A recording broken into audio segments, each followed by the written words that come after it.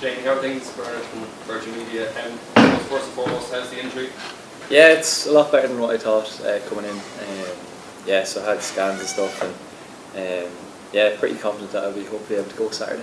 What is the injury and how serious was it, or is it? Yeah, it was just a slight tweak to my hamstring, so yeah, lucky enough, no structural damage or that, so yeah, like I said, hopefully ready to go. I'm sure those Ireland fans and the manager will be glad that you're fit to play this week after that goal last week. Do you want to talk us about it again that week against Bev? Yeah, it was a nice moment for me personally. Obviously my first European goal as well, so yeah, it was a lovely feeling. Get in front of in a big match away from home, so yeah, it was yeah, probably one of the best moments of the season so far. So yeah, it was a nice moment. I think it's 5 and 17 this season. Would you say this is one of your better spells of form in your career? Yeah, probably. I want to obviously add more goals. I've had a good return in the last few seasons, so I want to keep that coming. Yeah, and obviously if I can score more, gives me a better chance of playing regularly here. So yeah, that's what I want to do. Obviously, it's been a disappointing campaign. It finishes at the weekend. What do you put the disappointment of this campaign down to? What exactly went wrong, do you think? I think we've been unlucky in a lot of games. It's not for want of trying. From the offset, we're underdogs in the group. We've probably drawn the hardest group we could have got. But there's no getting away from we should have done better in the group. Yeah, some performances were probably below others, and yeah, it's probably finding that consistency. I thought we played some really good performances at home to Holland, home to France, and hopefully we can finish on a high coming in this weekend.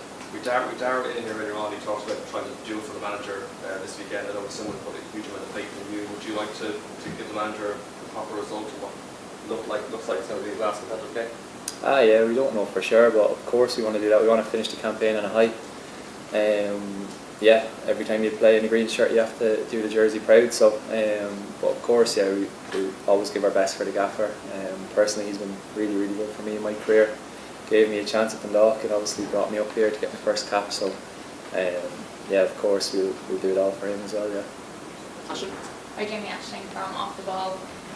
Is it frustrating as a player to not be getting those results? As you said, you've been unlucky at times. Yeah, it's like, for instance, the France at home game, first game of the group, like, keeper pulls off an unbelievable save that probably go down as one of the best saves I've seen in my career. So little margins like that just haven't been really going in our favour, but there's no getting away from other results haven't been good got as well. So but yeah, it was a very tough group from the offset, but yeah, like I said, probably should have got a few better results there. And I'm sure for you it was always probably the dream to play for Ireland, and coming in and playing for them at this time when it's not the most successful time, is that hard as well with all the noise going on around the team? No, listen, to put on a green jersey is obviously a dream of every kid in the country, so I'm very, very privileged to be sitting here, and yeah, every time I get the nod from the gaffer, it's an unbelievable feeling. So yeah, you can't take that away from any of the players here. It's such a big achievement representing your country, and like I said, millions would give anything to be sitting where I am. So yeah, I'm very lucky. Good stuff. And who would you say then is the best player you played against in the Scottish League? Liam Scales. We love that. He's playing this year, Scales. It's great to see. Obviously, if things went a bit different, we could have been teammates at Aberdeen. So, but I'm delighted to see him kicking on at Celtic. And yeah, he's been one of the best defenders in the league, I'm pretty sure, this season. Yeah. And any non-Irish? Nah, Liam is the best. But nah, we've had a decent start to the campaign so far. We went to Ibrox and won, and we find ourselves in a cup final now. So some big results in Europe as well. So it's been a decent start from ourselves. Yeah. Brilliant. Thank you. Jamie, when you're playing in Europe with Aberdeen and you're heading for a cup final, do you really feel you belong to that level now? Yeah, it's obviously a nice feeling, looking forward to a cup final. Yeah, we obviously have Rangers coming up in a packed out Hampden, so it'll be a really good experience, and hopefully get some silverware at the end of it. A lot of family, friends coming over for it, so it's a big occasion, and yeah, obviously Celtic and Rangers tend to win their fair share in Scotland, so to upset that would be a really good achievement. Yeah, you've always done well when you've been selected for Ireland. Can you talk to us a little bit about what kind of role the manager asks you to perform when you are picked, or what kind of chance? Yeah, it's sometimes playing narrow off the left, narrow off the right, and sometimes in the midfield three. So I'd like to think I'm quite flexible, kind of pretty clued in tactically as well. So I feel like I can fit a few formations and different roles the gaffer asked me to play. So yeah, been delighted every time the gaffer's given me the chance, and I'd like to think that I've done well whenever called upon. Funny enough, Jamie, just a similar question to Gavin's follow up on that. So just in terms of your relationship with the manager, it goes back a long time. Just the more times you come into this Ireland squad, have you found that he has increased your responsibility within the squad, even become a leadership role as well as, giving you a bit more freedom to perform on the pitch? Yeah, so the gaffer's been a massive part of my career.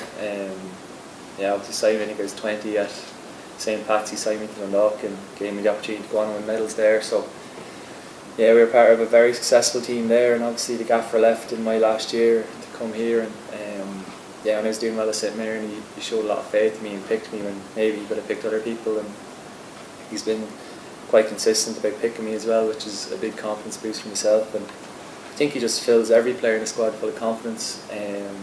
He's obviously trying to change the way of past and how he wants us to play, so to do that takes a lot of courage, especially against the big nations. And I think one thing he does is he does fill you with confidence and gives you that belief that you can go toe to toe with some of the best teams. And I touched on it earlier, like Portugal away, that was my first competitive game, and we went toe to toe with them. I thought we played some good stuff on the night, and that's carried on throughout the campaign. Come up to France, hopefully Hull now Saturday. So but yeah, like I said, he does put a lot of belief in players, especially me as well, coming in. So yeah, he's been a big part.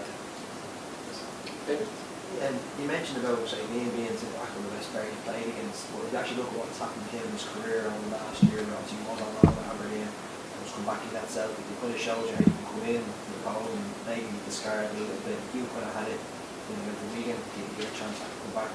How do you kind of maintain that whole trust in your own ability then to know that we'll actually keep on persevering? It could be quite demoralising.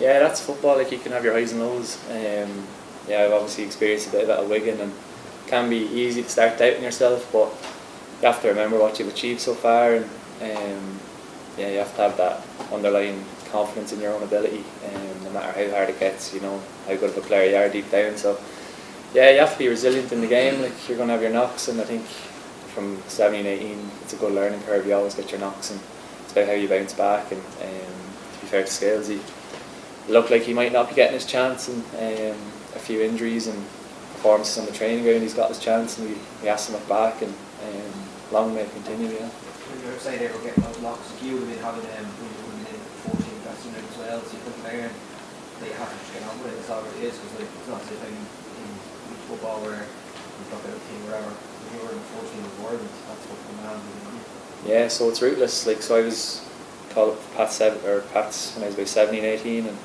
it's a rootless game, like in the men's game anyway. So I was kind of seeing what it's like firsthand from a young age. So probably is a good learning curve. That you're not kind of sheltered away from that side of it.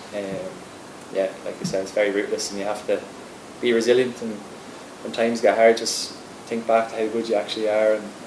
But like I said, that can be difficult.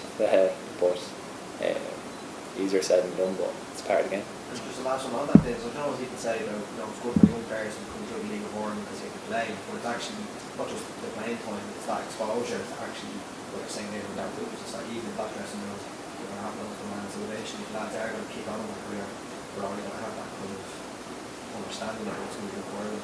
Yeah, exactly. It's good mental building, to have that mental strength. You might be up 1 week, 18, 19, score your first few goals, and the next time you find yourself out of the squad. So I think it is very, very important from a young age to experience that, and how you can adapt to it. If you can't adapt to it, you probably won't reach the levels, and others adapt better than others. So I think it is pretty important for a footballer to be in that environment from a young age. Jerry, thanks for your time today. You mentioned football being ruthless there. You had to show a lot of resilience. The Wigan move didn't work out. When you look back on it, what was the lowest moment at that time? Did you feel that you had to move on to someone else because it might have impacted upon your international chances as well?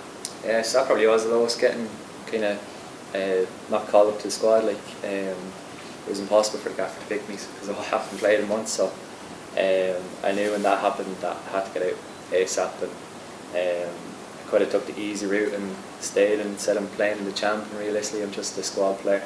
I wanted to get back out playing. Probably took the harder move and went back to Scotland, and yeah, started to score goals there again, back loving the game again, and thankfully the gaffer seen that and called me back up, which was an amazing feeling. So yeah, I could have probably sat there on the outside looking in. I'm a championship player, but I'd rather play football regardless. What was the lowest going for you at that period? Was there a time where we just not Darryl O'Shea there, that Bernie this year he's had to cope with 1 or 2 matches, hasn't been in the matchday squad? Were you left behind in the matchday squads at times, or were you cast to one side by the training? Was there a moment when you went, this is not going right? Yeah, so I was left out with quite a few matchday squads, to be honest. Yeah, like that, I just tried to train my hardest every day. I didn't want to give any excuses to anyone. I wanted to do everything I could to potentially change that scenario, but for whatever reason it just wasn't happening. And yeah, being left out of squad's a very, very tough thing. And yeah, that was probably the lowest point, just not being in squads, in a new team, not really feeling part of it. So yeah, just had to get away from it. Anybody to talk to them? Did anybody else like that? Pick the phone up to anybody in the club and said, look. Yeah, you have your support platforms, the family, some teammates there as well. So, but at the end of the day, you're not playing football, and that's what you want to do as a kid. So, yeah, that's the bottom line. If you're not playing football, personally, I'm not going to be happy. So, yeah, so that's probably was the lowest point. Yeah. I don't care a little bit here, but finally, just you're from that boy, and I know you're a Pats man, but do you know James Clark? I don't know him personally, but I've been watching a lot of League One this year, and he's been absolutely flying. I think he's been Bo's best player, probably helped obviously him and Johnny Afolabi, but he's been unbelievable this year, and he's been a real joy to watch. He's not a million miles away from your part of the world. No, I'm pretty sure he's where? Klein. Klein, is it? Yeah. I know a few of the boys know him and that, so speak with Dylan Connolly as well. He's a lot of praise for him as well, so I hope he keeps going the way he's going. Yeah, hopefully he might be here one day. Finally, Dan. Just following on a bit from what David's saying, the ruthless nature of breaking through football. I was looking at your first under-21 squad you were in. I think it's just yourself and Josh Cullen, and they're in the squad at the moment. Like, I guess at that time, there would have been, you might have come in and thought maybe these players were ahead of you. But does it show how difficult it is really to get that next level? So I assume that looked like a great group to you when you walked into it for the first time. Yeah, so it didn't really feature too much for the 21s. And like that, you might be doubting yourself coming in, like these boys are bigger clubs than me. But at the end of the day, I was playing and winning trophies at Dundalk. I kind of knew how good I was deep down, and would have liked to get the opportunity to play a bit more there at the 21s, but it didn't happen for whatever reason. And yeah, I think me, Josh, Ryan Manning was part of that team, Ronan Curtis. So we had a good few lads that broke through.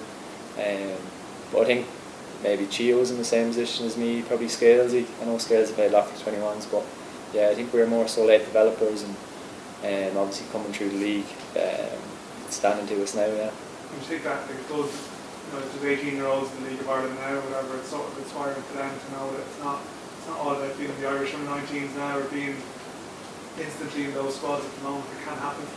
Yeah, definitely. Like I said, like I barely had any caps up to 21s, played a bit 19s, small bit 21s. So I think the bottom line is to keep going, keep believing how good you are. It only takes a good 3-4 months to change everybody's opinion. Football is like that. If you score a good few goals in a short amount of time, it can bring you to places, or a few good performances week after week can totally change everybody's outlook. So I think the main thing is to be patient and keep that belief in yourself. Yeah. Thanks, guys.